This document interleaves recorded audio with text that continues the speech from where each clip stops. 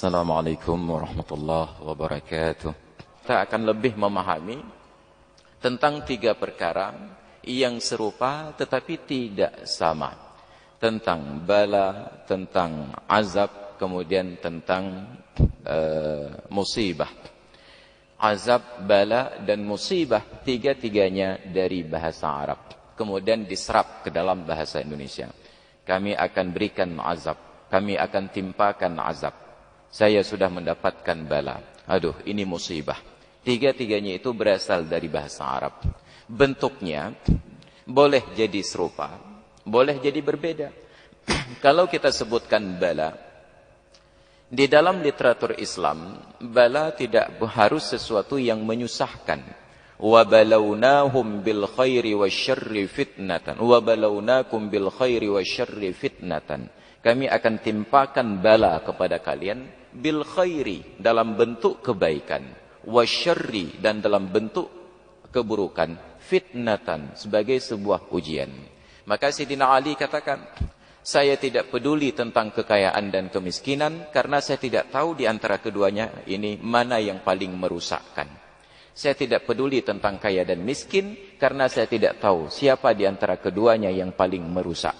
Dan ternyata orang lebih dekat kepada Allah ketika diberikan bala dalam bentuk kesusahan. Tapi sulit untuk mengingat Allah apabila diberikan bala dalam bentuk kesenangan. Maka tidak jarang orang-orang yang dapatkan kemalangan, dalam keadaan susah dia mengeluh, ya Allah. Begitu kita mendapatkan bala, sakit, ataupun tabrak, jatuh, kecelakaan, dan lain sebagainya, pada saat itu kita mengeluh, ya Allah. Ataupun mendapatkan kerugian, kita bertanya, ya Allah, pakan jebak lontat. Tetapi jarang-jarang kita dengar orang yang memenangkan loteri, dia menyatakan, ya Allah, pakan jebak lontat. Jarang-jarang orang yang mendapatkan bonus ataupun hadiah, kemudian dia menyatakan, ya Allah, pakan jebak lontat. Yang banyak mengeluh menyebut nama Allah adalah ketika diuji dengan kesusahan. Maka bala, azab, dan musibah bentuknya boleh jadi serupa, boleh jadi berbeda. Tetapi musibah yang kita pahami tetap dalam sisi yang negatif. Begitu anak kita sakit, kakenang musibah lam. Begitu harta kita hilang, dicuri orang, kakenang musibah lam. Belum tentu apa yang kita alami itu kapasitasnya musibah. Maka untuk tiga perkara tersebut dibungkus dengan kata-kata al-ma'satu ataupun al-karithah. Ma'sah ataupun karithah, bencana. Maka pada setiap bencana ditelitilah latar belakang penyebabnya. Apa yang menyebabkan bencana itu terjadi? Baru kita tahu apakah kategorinya musibah, ataukah kategorinya azab, ataukah kategorinya bala. Yang pertama, apabila sebuah bencana terjadi, diawali oleh perilaku maksiat ataupun kejahatan, dosa kepada Allah, maka bencana yang turun tersebut dalam literatur Islam disebut dengan azab. Setiap kali Allah berbicara azab, maka diawali dengan kata-kata orang yang berbuat maksiat. Wa ma kunna mu'adzibina hatta nab'asa rasula, wa ma kunna mu'adzibina wa anta fihim, wa ma kunna mu'adzibina wa hum yastaghfirun. Itu sebagai contoh sebutan di dalam Al-Quran. Kami tidak menurunkan azab sehingga kami mengutus para rasul. Diberikan peringatan, ini boleh, ini tidak. Ketika larangan-larangan tersebut diacuhkan, ketika perintah-perintah tersebut diabaikan, maka wa ma kunna mu'adzibina hatta nab'asa rasula. Kalau sudah diutus rasul tidak dipatuhi, baru azab itu datang. Tidak akan turun azab kepada sebuah kaum yang mereka tidak pernah mendapat teguran dari Allah, tidak pernah mendapatkan sosialisasi tentang perkara tersebut. Itu azab. Maka apabila kita menerima sebuah bencana, keluar dari rumah, naik kendaraan, tiba-tiba ditabrak ataupun jatuh kecelakaan. Sebelum kita menyatakan apakah itu bala, apakah itu musibah, ataukah itu azab, maka perhatikan ke belakangnya lebih dahulu. Kenapa saya mendapatkan kecelakaan ini? Oh, ternyata tidak sholat subuh tadi. Teguran dari Allah itu disebutlah dengan azab. Karena kita mendapatkan sebuah ujian disebabkan karena melalaikan sebuah kewajiban. Itu satu yang kita pahami dulu. Yang kedua, ada kata-kata musibah. Musibah tidak hanya menimpa orang yang berbuat maksiat, kadang-kadang juga menimpa orang yang berbuat taat. Musibah bisa dialami oleh pelaku maksiat, bisa dialami oleh orang-orang yang taat. Musibah dikaitkan oleh Allah dengan keterlibatan manusia. Wa ma asabakum min musibatin fabima kasabat aydikum wa ya'fu an katsir. Apa saja bentuk musibah yang menimpa kalian, fabima kasabat aydikum, disebabkan oleh ulah kalian, diusahakan oleh tangan kalian. Wa ya'fu an katsir, dan Allah maafkan sebahagian besarnya. Maka dalam ayat yang lain Allah tegaskan, zaharal fasadu fil barri wal bahri bima kasabat aydin nas waliyudhiqahum ba'dalladzi 'amilu la'allahum yarji'un. Telah terlihat kerusakan di darat dan di laut disebabkan karena ulah manusia. Bima kasabat aydin nas, karena tangan-tangan manusia. Apa tujuannya? Liyudhiqahum ba'dalladzi 'amilu, agar Allah rasakan kepada mereka sebahagian dari apa yang mereka lakukan, bukan semuanya.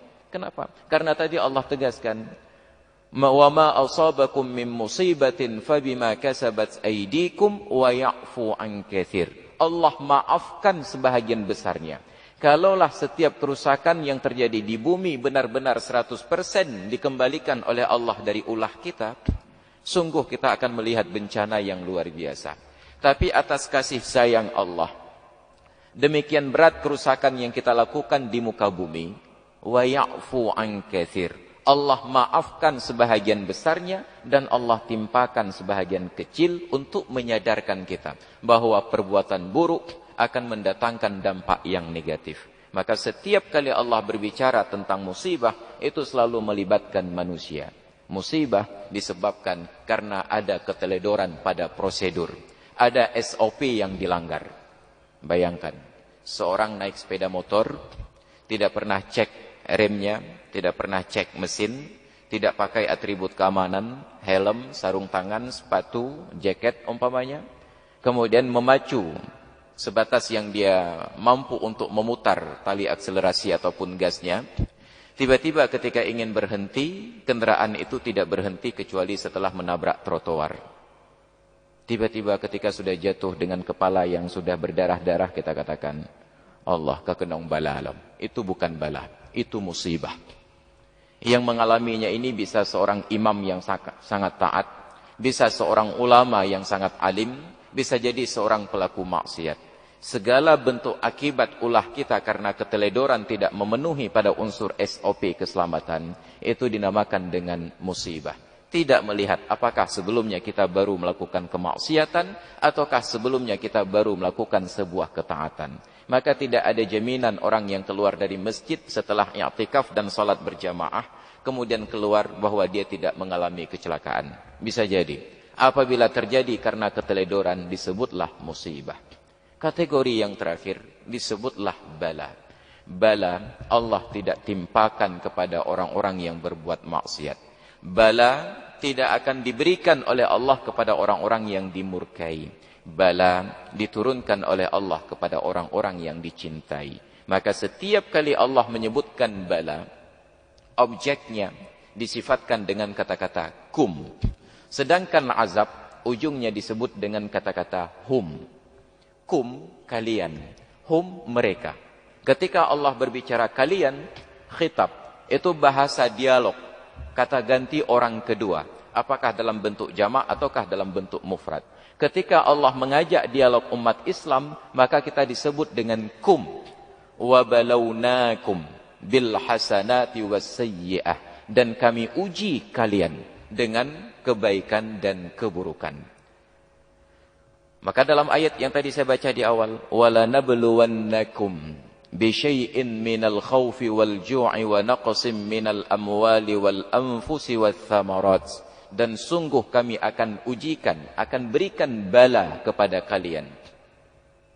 Bisyai'in minal khawfi, dengan sedikit rasa takut, wal ju'i, sedikit rasa lapar, wa naqsim minal amwali wal anfusi was thamarat, dan kekurangan minal anfusi wal amwali was samarat, pada jiwa, pada buah-buahan dan pada harta. Wa basyiris sabirin, dan sampaikanlah kabar gembira kepada orang-orang yang sabar. Siapa mereka? Alladzina idza asabatuhum musibah qalu inna lillahi wa inna ilaihi raji'un. Yaitu mereka yang apabila ditimpa oleh sebuah musibah, Allah awali dengan kata-kata bala, kemudian Allah sudahi dengan kata-kata musibah. Kenapa? Karena pada setiap bala yang Allah berikan atas pilihannya kepada orang-orang yang beriman dan bertakwa, tidak luput juga kadang-kadang di sana terdapat keteledoran dari kita manusia. Kepada orang yang seperti ini pun Allah berikan kesempatan menjadi baik. Siapa mereka? Alladzina idza asabathum musibah qalu inna lillahi wa inna ilaihi raji'un. Yang apabila mereka ditimpa oleh sebuah musibah, mereka mengucapkan inna lillahi wa inna ilaihi raji'un. Ternyata kata-kata musibah juga tidak terbatas pada hal-hal kemalangan. Setiap musibah adalah perkara yang menyusahkan orang yang beriman. Kullu ma yu'zi mu'minin fahiya musibatun. Setiap perkara yang menyusahkan orang yang beriman itu adalah musibah.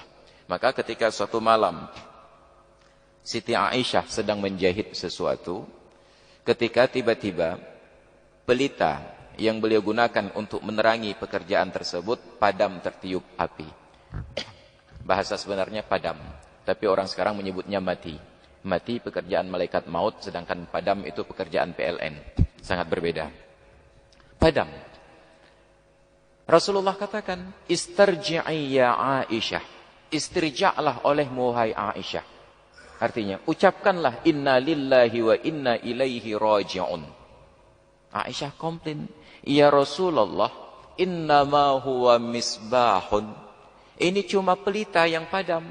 Kenapa harus inna lillahi wa inna ilaihi raji'un? Ternyata bahkan Aisyah pun memahami seperti apa yang kita pahami, bahwa inna lillah adalah doa untuk orang yang meninggal dunia. Ucapan pada orang meninggal dunia.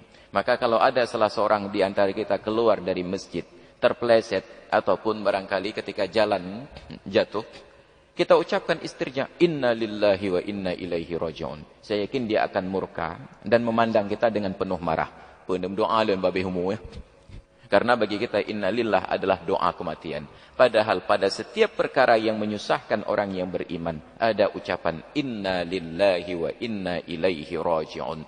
Tidak terkecuali ketika seorang Umar bin Abdul Aziz mendapatkan jabatan sebagai presiden, jadi khalifah Amirul Mukminin. Beliau awali khutbah pidato kepresidenan beliau dengan kata-kata inna lillahi wa inna ilaihi raji'un.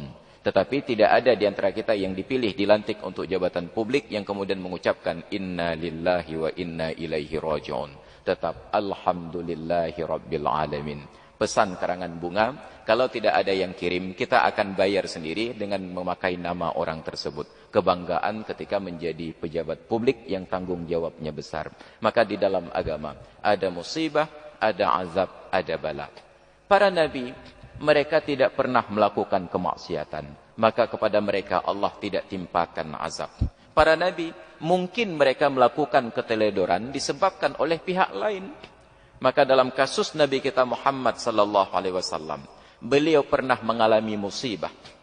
Wadhkur yawma Hunainah idza a'jabatkum kasratukum falan yughni 'ankum kasratukum minallahi syai'a.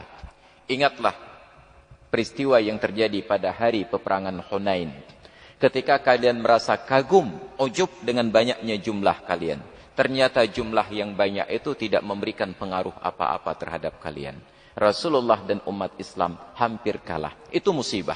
Kenapa? Karena terlalu berpedoman kepada banyaknya jumlah pasukan dan mereka tidak pernah berperang. Umat Islam tidak pernah masuk dalam sebuah peperangan dengan musuhnya yang jumlah tentara Islam lebih banyak dari tentara non-Muslim kecuali pada peperangan Hunain.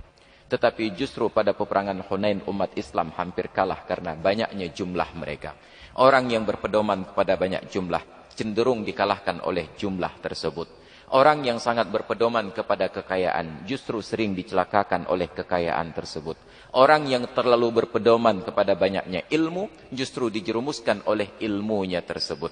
Betapa banyak orang-orang yang sekarang dengan kekayaan ilmu, tetapi justru dengan ilmu yang ada, dia kemudian membuat illat-illat hukum sehingga hal-hal yang sepatutnya tidak dilakukan diqiyas-qiyaskan sehingga menjadi boleh untuk kita praktekkan. Nauzubillah. Maka betapa banyak orang-orang yang ilmunya pas-pasan, mereka salat tepat waktu. Salat duhur antara jam 1 sampai jam 2. Kalau jam 3 mereka salat duhur, sudah usalli fardhu dhuhri qada'an lillahi ta'ala. Kenapa? Karena ilmu yang terbatas, seolah-olah waktu duhur hanya jam 1 sampai jam 2. Tapi betapa banyak orang yang karena sudah alim sekali, salat duhurnya jam 4, jam 5, 3.30. 5 menit menjelang salat asar. Kenapa? Karena ada wawasan keilmuan boleh dilakukan pada jam-jam yang demikian. Tetapi yang sangat disayangkan ketika kita poles hukumnya, menjadikan indah seolah-olah itulah sebuah nilai kebaikan. Na'udzubillah, summa na'udzubillah. Oleh karena itu, untuk kita pastikan bahwa setiap hal yang negatif yang kita terima adalah bala, solusinya hanya satu. Tinggalkan kemaksiatan, dekatkan diri kepada Allah. Insya Allah setiap bentuk ketidaknyamanan itu adalah bala dari Allah. Karena Allah akan menguji seseorang sesuai dengan tingkat keimanan. Innallaha idza ahabba qauman ibtalahum. Karena Allah bila mencintai sesuatu kaum, mereka akan diuji. Mudah-mudahan kita termasuk orang-orang yang dicintai oleh Allah, dan mudah-mudahan ujian Allah tersebut diberikan sesuai dengan daya tampung dan kemampuan kita untuk menerimanya. Hadirin dan hadirat yang dimuliakan Allah, karena keterbatasan waktu, demikian barangkali yang dapat saya sampaikan pada kesempatan yang berbahagia ini. Lebih dan kurang mohon maaf. Akhirul kalam, hadanallah wa iyyakum ajma'in. Assalamualaikum warahmatullahi wabarakatuh.